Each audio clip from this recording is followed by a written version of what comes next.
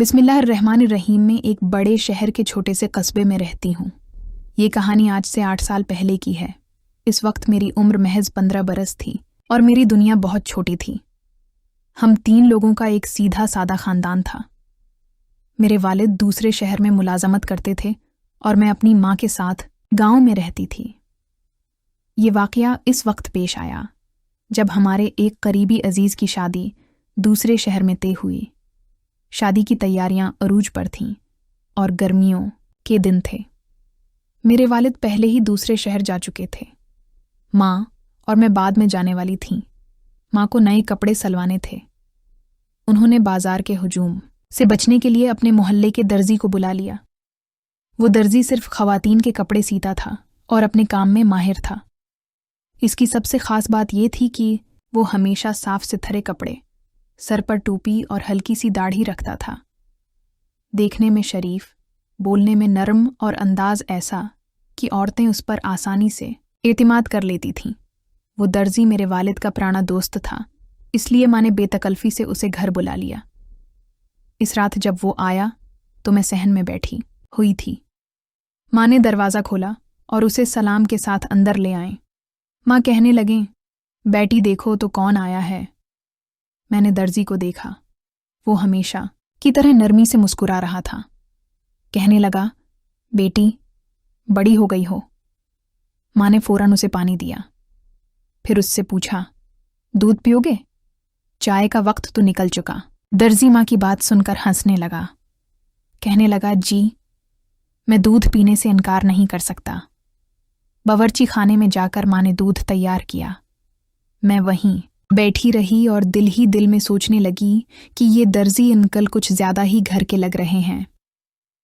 जब दूध खत्म हुआ तो माँ ने कहा, आइए कमरे में चलते हैं, कपड़े और नाप ले लें। वो दोनों अंदर चले गए। मैं कुछ देर बाद उठी और पानी पीने के बहाने अंदर की तरफ चली गई। कमरे का दरवाज़ा बंद था मगर ताला नहीं लगा था। जैसे ही मैंने दरवाज़ा थोड़ा सा खोला, मेरे कदमों के नीचे से ज़मीन निकल गई।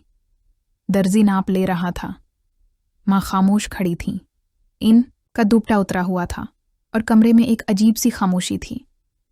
मुझे देखते ही दोनों एकदम डर गए थे। माँ ने जल्दी से दुपट्टा दरस्त किया था। दर्जी फौरन पीछे हटा। कहने लगा, बस बेटी मैं नाप ले रहा था, बाकी नाप मैं कल ले लूँगा। मैंने उसकी बात सुनकर अपना सिर झुका लिया। मैंने माँ से कहा कि माँ मुझे नींद नहीं आ रही थी, मैं इसलिए अंदर आ गई। माँ ने मेरा हाथ पकड़ा, मुझे बाहर लेकर आए। दर्जी ने जल्दी जल्दी कपड़े समेटे। कहने लगा, बाकी काम कल करूँगा। मेरे दिल में कुछ हलचल ज़रूर पैदा हुई थी। अगली रात तकरीबन वही वक्त था। माँ ने मुझे जल्दी सला दिया, लेकिन शायद इन्हें ये पता नहीं था कि मैं जाग रही हूँ। फ़ोन की घंटी बजी। माँ बाहर गईं। दरवाज़ा खोला और कोई आहिस्ता आहिस्ता अंदर आया। ये दर्जी ही था, लेकिन इस बार वो सीधा इसी कमरे में चले गए। माँ ने उसे देखकर दरवाज़ा बंद कर दिया। दिल में अजीब वसवसे उठने लगे, लेकिन मैं खुद को संभाल कर लेटी रही। माँ दर्जी से कह रही थी, ये बच्ची है, उसे कोई समझ नहीं आएगी। तजस्सुस में मजबूर होकर मैं उठी और कमरे की खिड़की के पास चली गई। पर्दे के पीछे देखा तो वो मंजर मेरी आंखों के लिए बिल्कुल नया था। मैं ठहर गई। मैं बिल्कुल साकत हो गई। मैं हैरान भी थी और परेशान भी। दर्जी और माँ एक दूसरे के बहुत करीब थे। उनके चेहरों पर मुस्कुराहट थी, जैसे बरसों की प्यास बुझा रहे हों। माँ ने जैसे ही दर्जी का कुंधा दबाया, मेरा दिल धड़क से रह गया। ये सब क्या हो रहा था? मैंने कमरे की खिड़की से जो कुछ देखा वो मेरी समझ से बिल्कुल बाहर था। मेरी माँ जो मेरे लिए इज्जत, वक़ार और मोहब्बत की अलामत थीं, आज दर्जी के साथ किसी और ही रंग में नजर आ रही थीं। पर्दे के पीछे एक ऐसी दुनिया चल रही थी जिसे शायद सिर्फ बड़े ही समझ सकते थे। दर्जी माँ के करीब बैठा था। इसके चेहरे पर एक अजीब चमक थी। माँ हंस रही थी।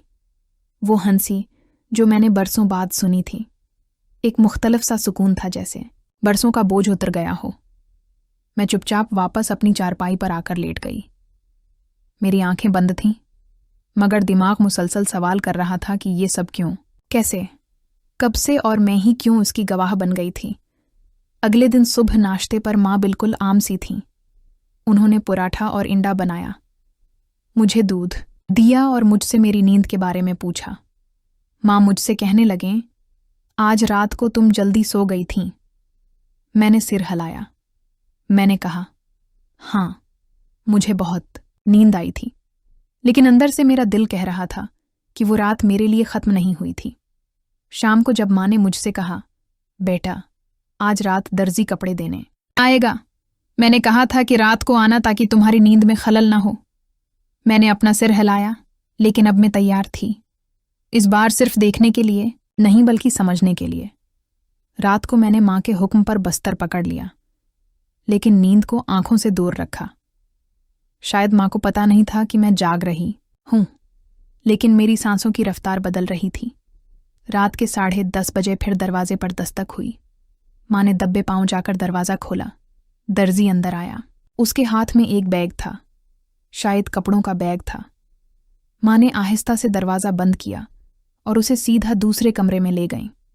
मैं आराम से उठी और फिर उसी खिड़की के पास चली गई। पर्दे के पीछे रोशनी हल्की थी, लेकिन आवाज़ें वो सिर्फ सुनाई दे रही थीं। माँ ने पूछा, क्या कपड़े तैयार हो गए?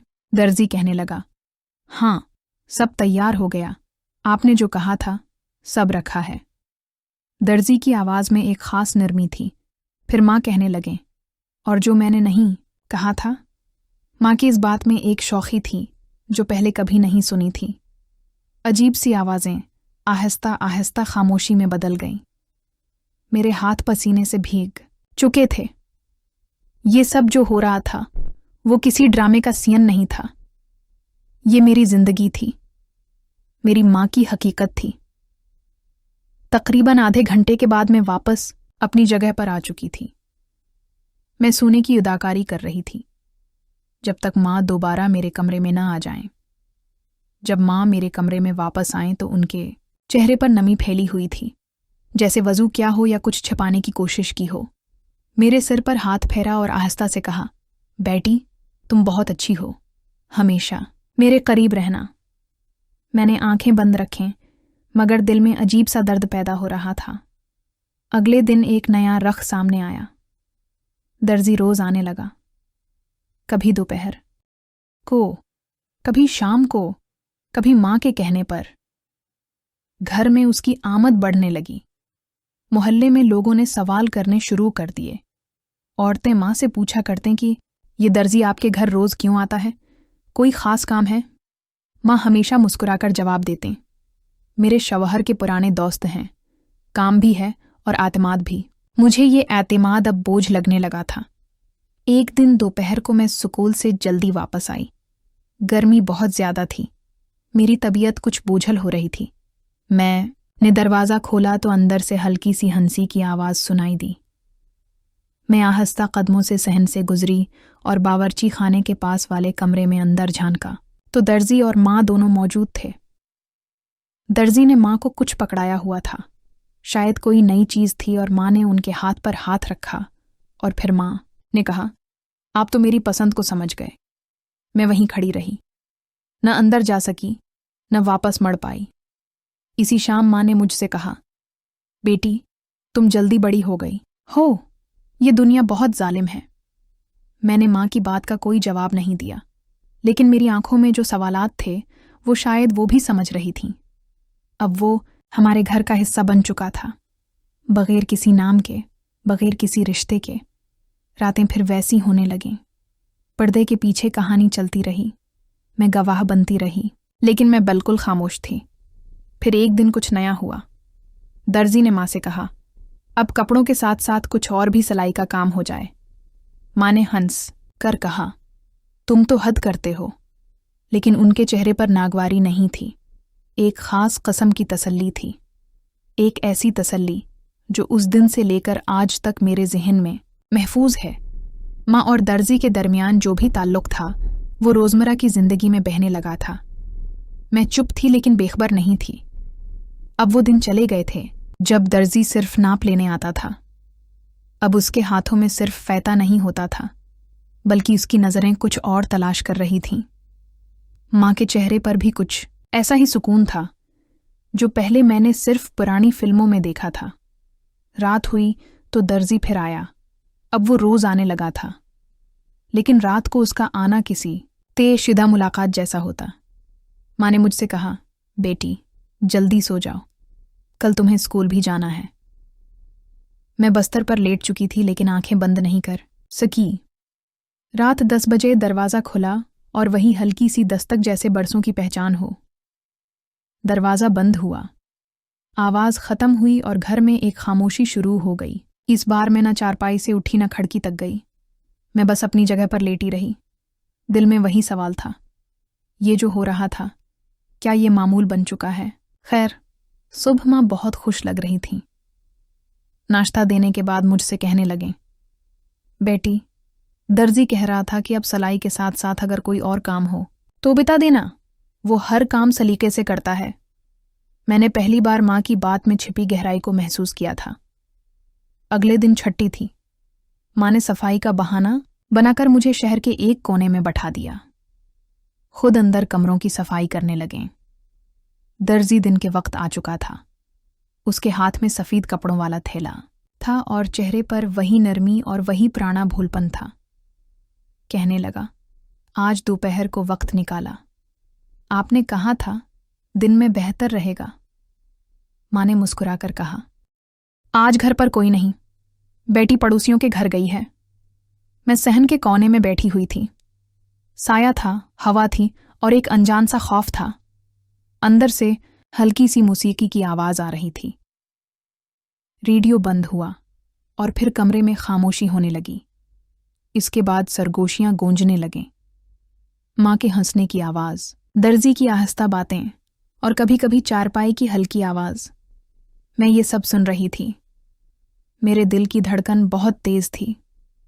कुछ देर के बाद दर्जी बाहर आया और जाते हुए मुझसे कहने लगा, बेटी तुम्हारी पढ़ाई कैसी जा रही है? मैंने सिर झुकाकर कहा, जी अल्लाह का शुक्र है। वो दर्जी चला गया। मैं माँ के पास चली आई। माँ अपने दूपटे के पिलो से पसीना साफ कर रही थी। उसके चेहरे पर एक अजीब सी थकन थी, मगर होंठों पर मुस्कुराहट थी। माँ कहने लगे, बेटी बाहर ज़्यादा ना बैठा करो, बाहर बहुत गर्मी है। मैंने आंखों में आंखें डालकर उनसे पूछा, माँ आप दर्जी को रोज़ क्यों बुलाती हैं?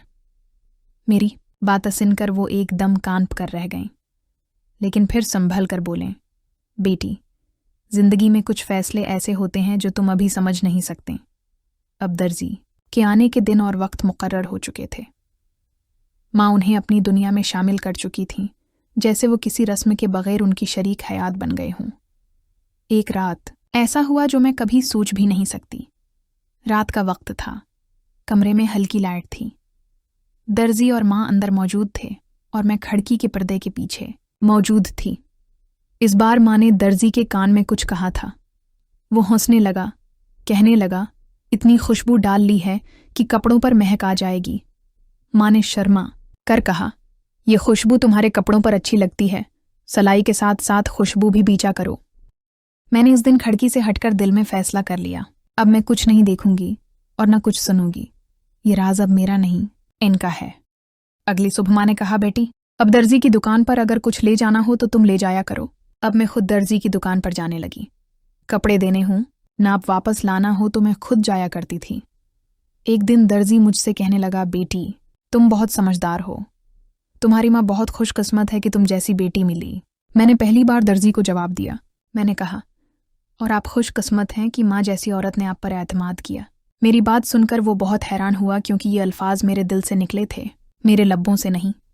वक्त ऐसे ही गुजरने लगा, मगर कुछ ताल्लुक वक्त से आज़ाद हो जाते हैं। दर्जी अब सिर्फ माँ के लिए एक दर्जी नहीं था, बल्कि उनकी बातों, हंसी, खामोशी और तन्हाइयों का एक पूरा मजमा बन चुका था।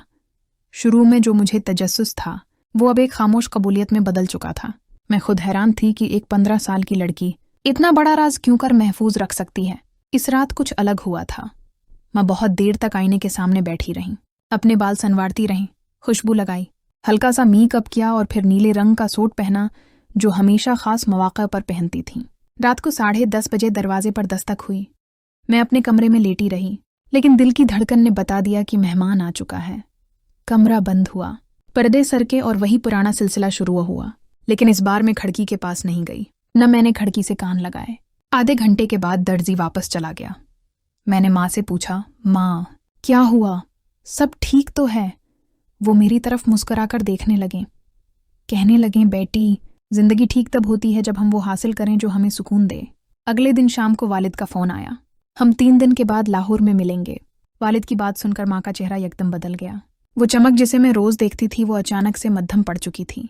शाम के वक्त माँ ने दर्जी को फोन किया, कहने लगे, अब तुम कुछ दिन नहीं आना, हम्मा बेटी अपने शोहर के पास जा रहे हैं।